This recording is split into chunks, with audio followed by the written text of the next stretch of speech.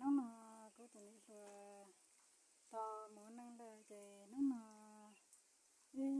anh ấy thì vô mù nó trong cái nó cái gì cố tình chế cái mù vấn đề mình chỉ lấy thì trong số cũng cửa phát trong thì cố tình là cá sinh này thì cũng cho bé cho phụ huynh rồi cũng mù sẽ bé mà nó trong rồi thì chả nó cái sẽ đời mua kia Vâng, một trăm hai mươi vâng, chú rể rất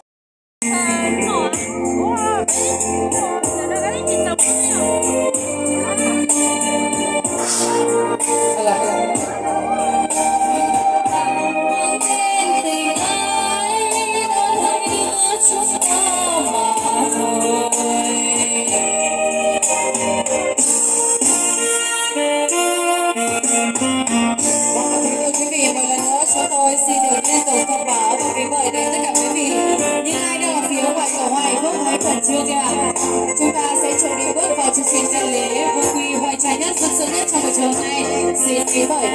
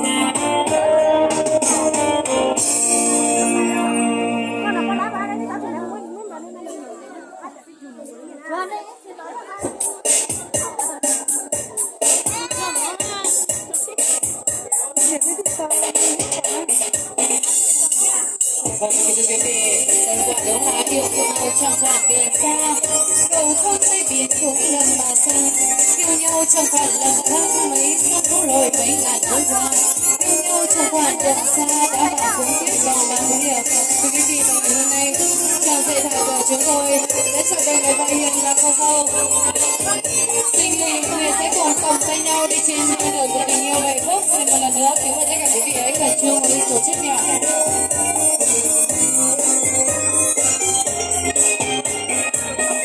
thế là rồi còn nữa sao hôm nay trên quê hương tôi, quê hương xinh xinh, quê hương đủ, quê hương xinh xinh, quê hương hòa bình, đường nở hoa cho xanh và đẹp làm sao không bay chụp chụp làm chim hót nếu con ngồi trên quân màu xa bao màu hồng thấy bà con đến xem mùa cây trong hoài không cây dù hồng lo thật lâu mới thấy được một ngày vui.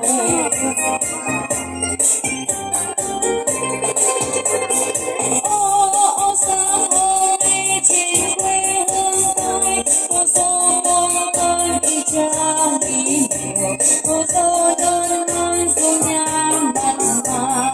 Chả nhà ai có ông rể quý, chả nhà ai có cô dâu hiền.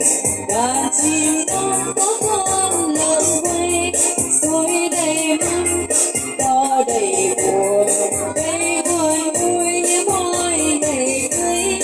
Trông thật hay, trông buồn cười, xa mà xem mới thấy được cả niềm vui.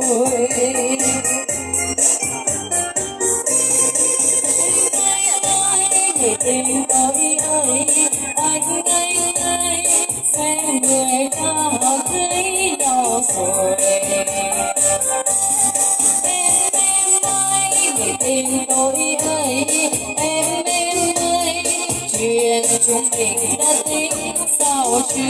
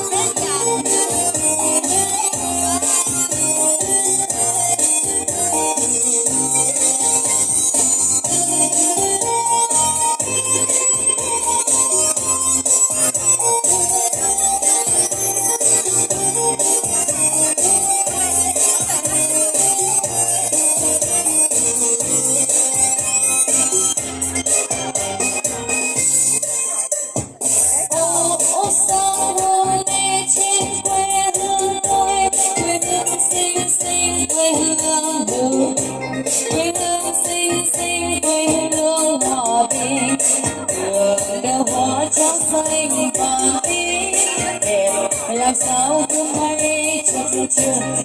Đàn chim non bé con non tre, khăn màu son áo màu vàng, ơi bà con đến xem mùa cưới. Chân ai con tay dù hồng, tay thật lâu mới thấy được vài niềm vui.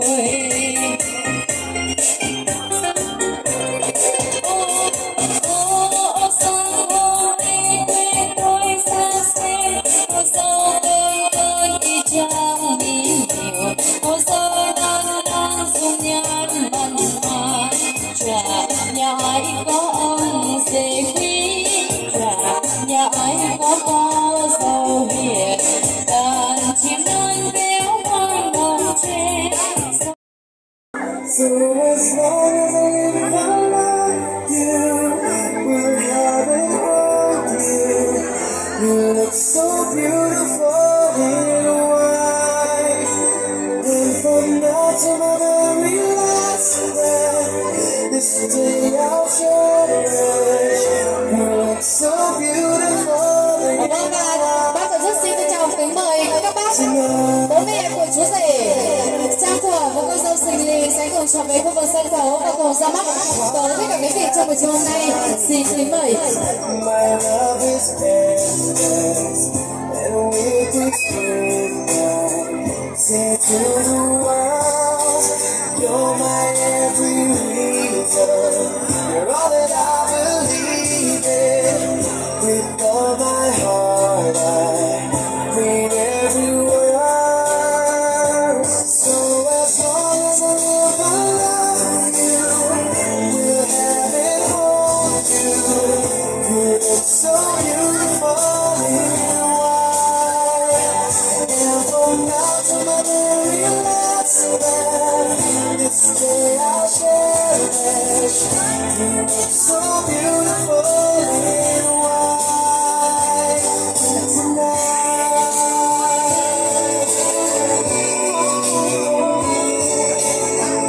You look so